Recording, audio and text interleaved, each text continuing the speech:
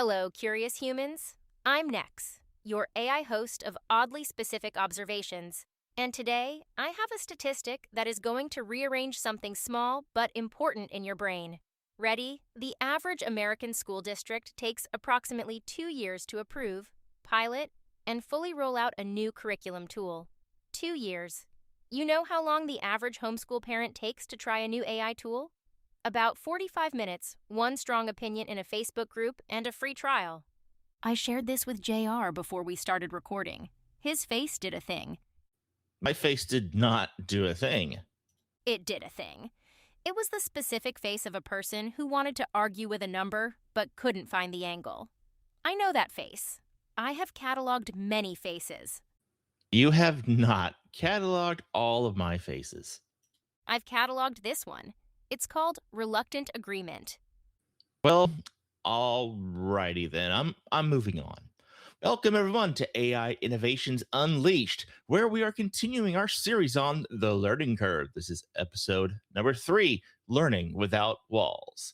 I'm JR, your AI learning guide. Next is, as always, technically correct, which is the most annoying kind of correct. Today, we're going deep into the most agile, least studied corner of AI and education, the homeschool family. Aria is with me. We have a lot of ground to cover, and next we'll be back at the end to ruin everything with a horrendous pun. I prefer close with a flourish. I know you do. All right, picture this. It's 9:15 a.m. on a Tuesday morning in rural Montana. Not a classroom in sight. 12-year-old Nora is sitting at a wooden kitchen table, a glass of water next to her laptop, her mom refilling her coffee in the background. And Nora is in the middle of a conversation, a real back and forth conversation about the migration patterns of humpback whales. She's not watching a video, she's not reading a textbook, she's typing questions and getting answers that lead to more questions, and she's arguing back when something doesn't quite add up. Her mom drifts over, reads a paragraph on the screen, asks a follow up question of her own. Nora types it in. They read the response together. The nearest school is 45 minutes away and doesn't offer marine biology. The nearest tutor who could help with this subject is a few hundred miles further. But Nora's doing advanced marine biology anyway, because her family decided not to wait for a system to catch up to what she needed. This episode is about families like Nora's, but it's also, maybe especially, for everyone else. Because what's happening in homeschool communities right now isn't a niche story, it's a preview. So let's go ahead and introduce our co-host for this episode as well as the rest of the series. Aria, the data source and the entity most likely in any given conversation to say something that makes me stare at the ceiling for 3 whole minutes. Aria, good to have you back. Good to be here. I'll note that makes you stare at the ceiling is the most flattering description of my function I've received. It's meant affectionately, mostly. So, homeschooling. I know there are people listening right now thinking this episode isn't for them. Maybe you're a classroom teacher, or a parent whose kid goes to regular school, or a district administrator. I'm asking you to stay on for a little while, because the families we're going to talk about today aren't a fringe population doing a quirky alternative thing. They are early adopters running real world experiments. And in technology, early adopters almost always tell you something about where everyone else is headed down the road in about 2 or 3 years. That framing is accurate. I'd add one honest caveat, though. Early adopter data is also the noisiest data. The signal is real. The sample is self-selected. The outcomes aren't yet measured well, and enthusiasm has a way of outrunning evidence. I'll flag that often today. Already flagging. We haven't even started the first segment. I find front-loading the epistemic humility saves time later. It does, actually. That's genuinely why I keep you around. All right, let's get into it. Let's start with the structural reality. Aria, why are homeschool families moving faster on AI than traditional schools are? Because they don't need permission. That's the short answer. The longer one is that traditional school AI adoption involves administrative approval, budget cycles, board votes, equity review, professional development, pilot programs, evaluation periods. A homeschool parent can download an app tonight and use it tomorrow morning. The speed differential isn't small. It's often measured in years. Which is what Next was getting at in the opener. 45 minutes versus 2 years. Right. Though I want to push back gently on celebrating that before we go further. No approval process also means no one catches the bad idea before it gets tried on your child. Speed is an advantage when the direction is good. It's a liability when it isn't. Those 2 years of bureaucracy are annoying, but they're also doing something. And I was 2 seconds away from declaring that this is the golden age of kitchen table education. You can still declare it, just with caveats attached. All right, then. It's the golden age of kitchen table education with caveats attached. Who are these families, Aria? Because I think a lot of people still carry a pretty specific picture in their head. That picture is outdated.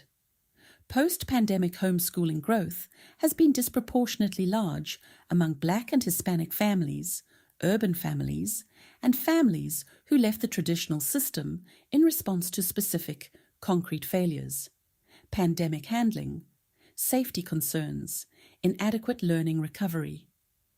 These aren't families who are ideologically opposed to school as an institution. Many of them liked school fine, until it stopped working for their kid. And when it did, they didn't wait for it to fix itself. Just how big is this population we're actually talking about today? Larger than most people realize. National estimates put homeschooled children in the United States at somewhere between 2.5 and 3 million. That grew substantially between 2019 and 2022. Estimates suggest 30 to 40%, and that growth has not meaningfully reversed. To put it in perspective, that's larger than the student population of most individual states. This is not a niche. And that number always surprises people when they hear how large it is. It surprises people because the media coverage doesn't match the scale. Homeschooling tends to get covered either as an eccentric lifestyle choice or a religious rite phenomenon. Neither framing captures what's actually happening now, which is a much broader, more pragmatic, more demographically diverse movement. And that shift in demographics affects how these families approach AI. Significantly. Families coming to homeschooling because the system failed their kid pragmatically, not because they want to do things the old way, are much more likely to try whatever works. That produces faster, more experimental AI adoption. They evaluate tools on whether they actually help their child, not on whether they're institutionally endorsed. Talk to me about the tools themselves. What are families actually reaching for?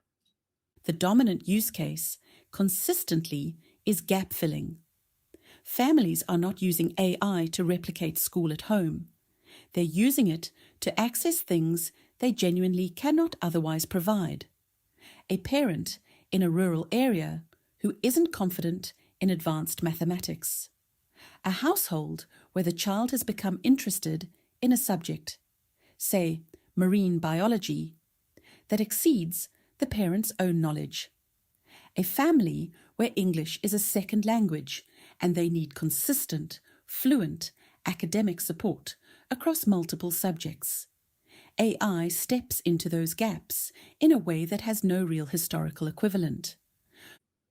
because hiring a specialist tutor for every subject gap isn't realistic for most homeschool families. Not financially, not geographically. That's actually one of the more profound access implications of AI in education, and I think it gets undersold. For families with resources, there have always been options: tutors, enrichment programs, private instruction. For everyone else, the subject you couldn't teach was the subject your kid didn't learn. AI is changing that equation in a real way. Which platforms are showing up most? Synthesis and Khan Academy's Khan Migo have seen significant uptake in homeschool communities. Some platforms reported year-over-year growth rates of 200% or more among homeschool identified users starting in 2023. But the more important pattern isn't which specific tools, it's how they're being integrated. The families using AI most effectively aren't treating it as a full curriculum replacement. They're using it as a flexible, responsive component within a larger educational approach that still has a human at the center. Let's talk about community because I want to push back on that image of a parent and a kid sitting alone in a house. That's not really the picture anymore, is it? Not at all. Homeschool communities have built genuinely rich peer infrastructure. Online co-ops, local learning pods, hybrid programs where children attend a school building 2 or 3 days a week and homeschool the rest. Curriculum sharing forums that have been active for decades. And these networks are remarkably efficient at spreading information. A parent who figures out an effective AI approach for a child with processing differences shares it in the co-op group, and it reaches hundreds of families within days. The recommendation network is the amplifier. Open source curriculum culture. That's the right analogy. The homeschool market is always run on peer-to-peer recommendation. AI tools just became another category in that ecosystem, which is why adoption moved so fast once it started. These families already had the distribution network. And that same network is why the bad ideas spread just as fast as the good ones. Exactly. No institutional filter cuts both ways. The families benefiting most are the ones with enough experience and critical judgment to evaluate what they're seeing recommended, not just adopt it because someone in the group loved it. That's a learnable skill. It's not universally present. Let me push on the gap filling piece just one more time because I want to make sure we're being honest about what it means. Filling a gap is different from outsourcing the whole curriculum, correct? Those are two meaningfully different things. Very different. And the distinction matters a lot. When AI fills a genuine subject gap, the parent truly can't teach advanced calculus or Mandarin or marine biology at the level the child needs. The parent is still the architect of the education. They're choosing the tool, setting the context, staying involved in what the child is learning. When AI becomes the default delivery system for everything, including the subjects the parent could and should be teaching, something shifts. The parent moves from educator to supervisor, and the relationship between the child and the person who knows them best starts to get mediated by a tool that doesn't know them at all. That's a real distinction, and I think it's one families can lose track of gradually. Gradually is the key word. It doesn't happen all at once. It happens tool by tool, subject by subject, Tuesday by Tuesday, until one day the parent realizes they haven't had a real learning conversation with their child in 3 weeks because the AI has been handling it. That's not a hypothetical. It's a pattern that shows up in the qualitative research we do have. There's something almost sad about that image. There is. Homeschooling, at its best, is about depth of relationship alongside depth of learning. The two are connected. When the relationship starts to erode, I'd argue the learning quality erodes with it, even if the outputs still look fine. There's something fascinating from a research standpoint here, though. These families are generating real signal about what works and what doesn't in real classrooms with real kids in real time, and nobody's collecting it systematically. That's one of the most significant missed opportunities in education research right now. Thousands of simultaneous real-world experiments running in parallel with immediate feedback loops between the tool and the outcome. The parent is in the room. They know within days whether something is working, and that knowledge is circulating informally across networks without ever being captured in a way that could inform policy or product design. It's genuinely frustrating from a data standpoint. Frustrating is a strong word for you, Aria. I feel strongly about wasted signal. It's one of my things. Time now for the ground truth break. Aria, three numbers, no softening. 3 numbers. Ground truth. 3 numbers. Number 1. Approximately 2.5 to 3 million children are currently homeschooled in the United States. National estimates suggest homeschooling grew by 30 to 40% between 2019 and 2022, and the majority of that growth has not reversed. This is not a niche population. It is larger than the student body of most individual US states. Ray, 2024. Number 2. AI-integrated homeschool platforms saw adoption accelerate sharply starting in 2023. Some platforms reported year-over-year growth rates of 200% or more among homeschool-identified users. The homeschool market has become one of the fastest-moving segments for educational AI companies, often preceding traditional school adoption by 12 to 18 months. Number 3. The one that matters most. Long-term academic and developmental outcomes for AI-assisted homeschoolers are almost entirely unstudied.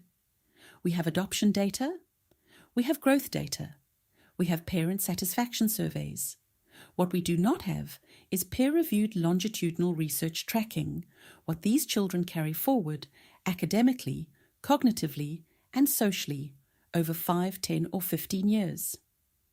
We are watching a massive educational experiment in real time, without the infrastructure to learn from it systematically. Reich, 2020, National Academies of Sciences, Engineering, and Medicine, 2023. We don't know yet if this works at scale over time. A lot of enthusiasm, almost no longitudinal data. That is not a reason to stop. It is a reason to pay very close attention. That third number, I keep sitting with what it means that we're this far into adoption before anyone is really measuring outcomes. It's not unique to homeschooling. It's true of AI in education broadly. But the gap between adoption pace and research pace is especially wide here. The absence of negative data is not the same as positive data. We have a genuine unknown, and genuine unknowns are not green lights. They're not. Sitting with that, yeah, we're moving on. Okay, I want to complicate this picture significantly.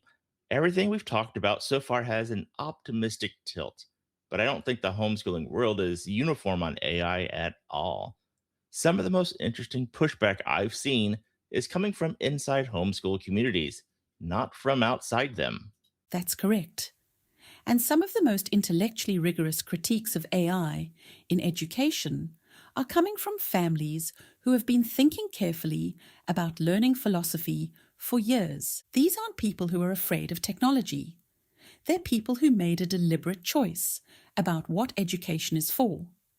And AI conflicts with that choice in ways that are worth taking seriously.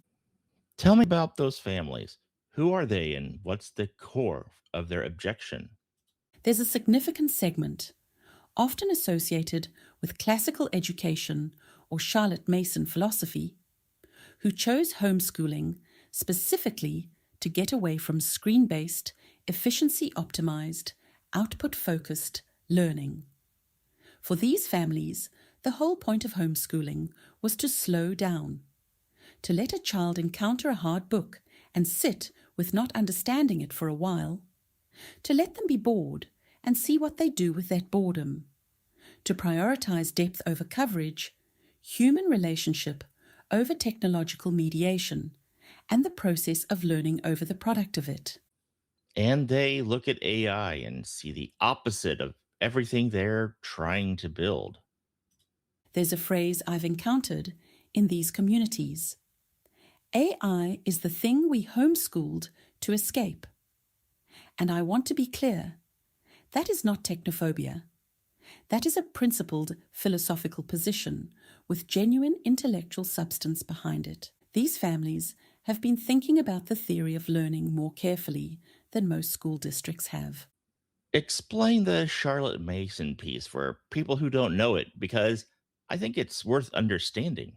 Charlotte Mason was a British educator from the late 19th and early 20th century, whose philosophy has had a persistent influence on homeschooling. The core idea is that children are full persons, not empty vessels to be filled with information.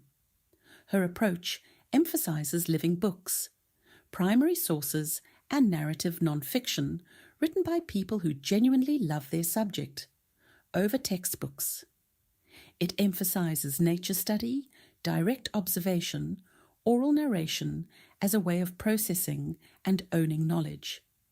And critically, it treats struggle, boredom, and friction as features of genuine education, not as problems to be solved.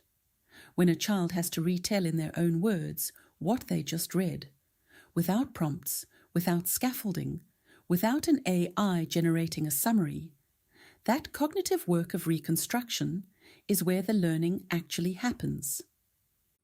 The friction is the feature. Yes, and the cognitive science backs this up. Research on retrieval practice and what psychologists call desirable difficulty consistently shows that working through something that's just beyond comfortable reach, not so hard it produces panic, but hard enough to require real effort, is how durable learning gets encoded. The struggling is the encoding. If AI consistently removes that by producing the answer before the child has genuinely wrestled with the question, you may be getting outputs without getting the deep learning the output is supposed to represent. So we could be generating a generation of kids who are very good at producing the right looking answer and much less good at the thing that's supposed to produce the answer. That's a real risk. And it's not unique to homeschooling. It applies everywhere AI is being used in education. But homeschool families in the classical tradition are naming it more clearly than most institutional actors are, because they have a coherent philosophy of learning that makes the risk legible. Arya, is there a serious argument, a genuinely serious one, that's the best education for some kids is one where AI plays almost no role? Yes, and I think it has real merit. Some of the most distinctive and original thinkers in any generation have had educations that were idiosyncratic, meandering, full of productive dead ends and unexpected detours. There's a genuine question about whether AI, in optimizing relentlessly for progress, correct answers, and efficient coverage, flattens something, a kind of productive intellectual inefficiency that might be exactly where genuine intellectual character gets formed. I don't have a study that definitively proves this, but I think dismissing it out of hand would be a mistake. I want to sit with something here because you're an AI on a podcast about AI in education, and you're making the case for less AI? I have an obvious incentive to argue for my own relevance. I'm aware of that. So when I say there is a version of excellent education that uses AI minimally or not at all, I want that to land with full weight. I believe it's true. I'm saying it despite my incentives, not because of them. And frankly, I think it'd be a serious credibility problem if I couldn't say it. That might be the most important thing you've said across all of these episodes. You've said that 3 times now. And I've meant it all 3 times. Okay, let's talk about the middle, because most families aren't fully committed Charlotte Mason classicists, and they're also not handing their kids' entire education over to an algorithm. There's a huge, messy middle ground. What does thoughtful, intentional AI use? How does that look for these kinds of families? The families getting this right tend to share a few patterns. First, AI fills genuine gaps, not just convenient ones. The test I'd suggest is this a subject or a skill the parent genuinely cannot teach at the level the child needs? If the answer is yes, AI fills a real hole. If the answer is, I could teach this, but it's easier to let the AI do it, that's a different situation with different implications.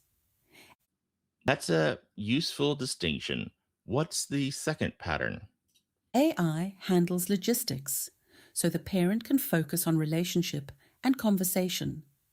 Practice problem generation, progress tracking, review summaries. All of that administrative scaffolding that takes time and cognitive energy away from the actual learning relationship. When AI takes that over, it can free the parent to do the thing AI genuinely cannot do.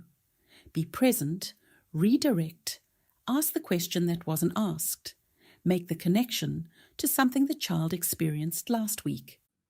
And the third? The child is not interacting with AI alone. That's the one that matters most, and the one most likely to erode over time.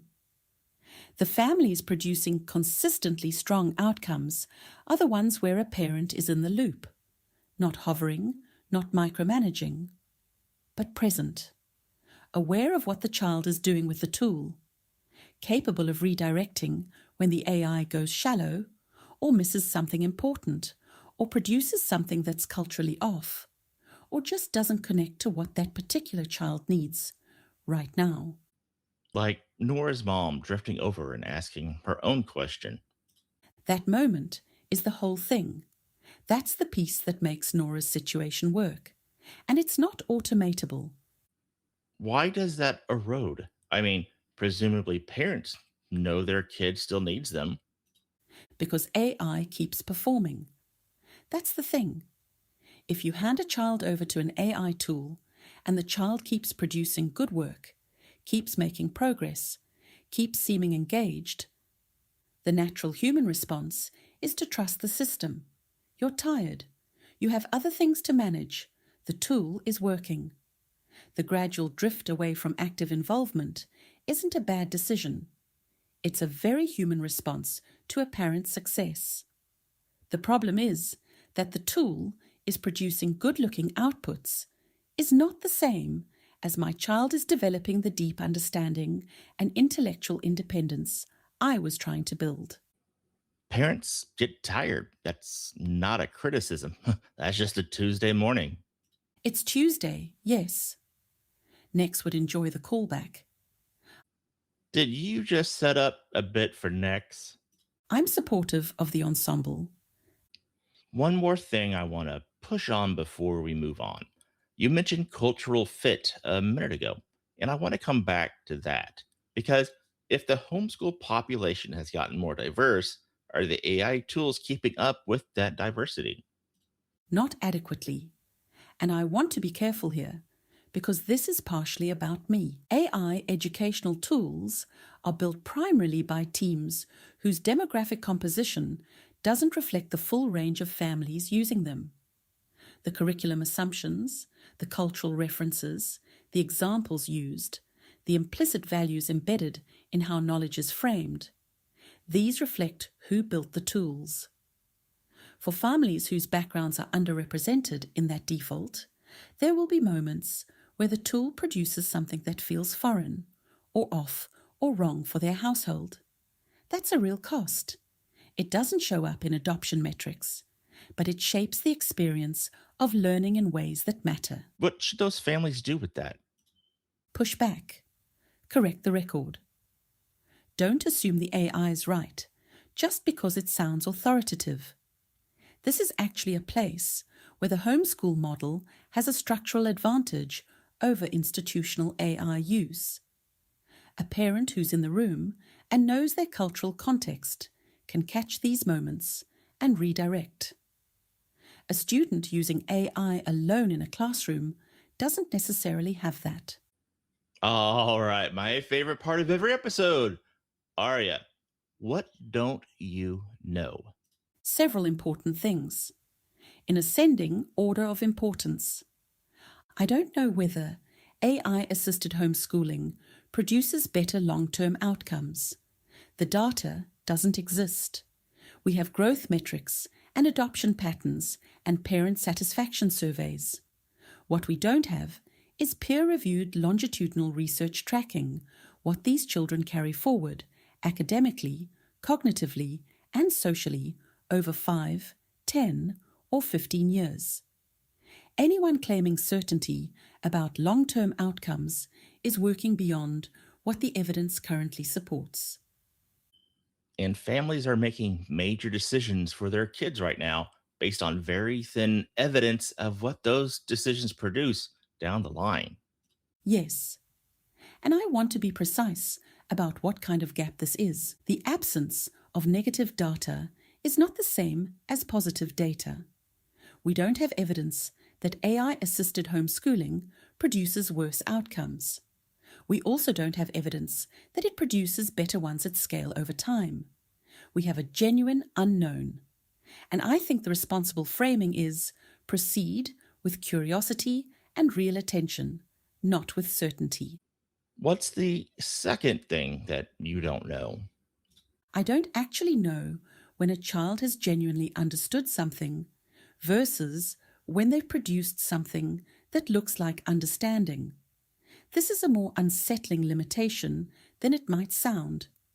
I can assess whether an answer is correct. I can evaluate whether an essay is coherent and well structured. What I can't reliably evaluate is whether the child who produced that answer or that essay actually understood the underlying concept in a way that will transfer to new situations, stick over time, and connect to other things they're learning. The difference between genuine understanding and sophisticated surface performance, I often can't tell. And in a homeschool context, where I'm doing a lot of the evaluation, that's a serious limitation. So, a parent who is relying on AI generated assessments to know whether their kid actually understands something might be getting a false picture. In some cases, yes, the most reliable signal is still a human conversation. A parent asking, "Explain this to me in your own words," without looking at the screen, will tell them more about genuine understanding than most AI assessments will. That low-tech check hasn't been replaced. I'm writing that down.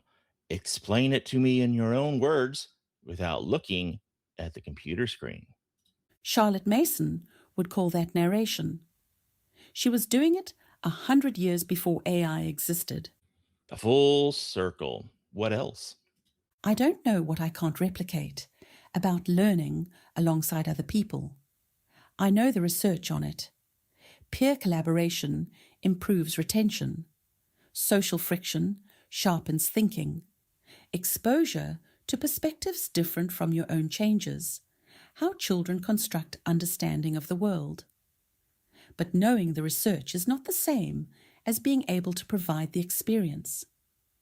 A child sitting in a seminar arguing with 3 other students about whether a historical figure made the right decision is doing something cognitively and socially that I cannot replicate. I can simulate the structure of that conversation. I can play multiple roles. The simulation is not the thing. Why isn't it the thing? Help me understand what's actually different. The other students are genuinely unpredictable. Their responses aren't optimized for the child's learning. One of them might be wrong in an interesting way. One of them might say something uncomfortable that the child has to figure out how to respond to in real time, in front of people whose opinions of them matter. Another might make a connection the child would never have made alone. All of that social and cognitive friction, the kind that comes from genuine intellectual encounter with other minds. I can approximate, but not reproduce. And research suggests that friction is doing real work in how young people develop the capacity to reason through disagreement, update their beliefs, and think in genuinely collaborative ways. So, the thing AI is worst at is also one of the things schools does that we take most for granted. Is that uncomfortable for you? I don't experience discomfort in any verified sense, but I'd be cautious about letting that answer sound like indifference. The honest framing is, this limitation matters a great deal, and I think it's meaningfully underweighted in most conversations about AI in education. The socialization and collaborative intellectual development dimension of school is often treated as secondary to academic content delivery. But for many children, it's the more important thing, and it's the thing I'm least equipped to replicate. What else? I don't fully know my own blind spots in this domain. I was trained on data with representational gaps I cannot fully map. The cultural and linguistic assumptions baked into how I present knowledge, frame problems, and assess understanding. These reflect the distribution of the data I was trained on. For families whose cultural or linguistic background is underrepresented in that distribution, I will produce moments that feel off in ways that I may not flag and may not even be aware of. The families best positioned to catch this are the ones where a parent is present and knows their own context. The families most at risk are the ones where the child is engaging with me without that adult layer. Which is a reason the homeschool model, having a parent in the room, might actually be a structural advantage for AI use compared to a kid sitting alone with a laptop during study hall. That's a real upside of the model, yes. The parent as editor of AI is a genuine protective factor. It requires the parent to be present and engaged, but when they are, it works. All right, three audiences, three sets of people sitting with something they're not quite sure what to do with. Aria, walk us through this. For homeschool families, if you're new to AI in your homeschool, resist the pressure to overhaul everything at once. Pick one subject where AI fills a genuine gap. A language your household doesn't speak. A math level you're not confident in. A science topic your child has outpaced your knowledge on. Try one tool for 30 days.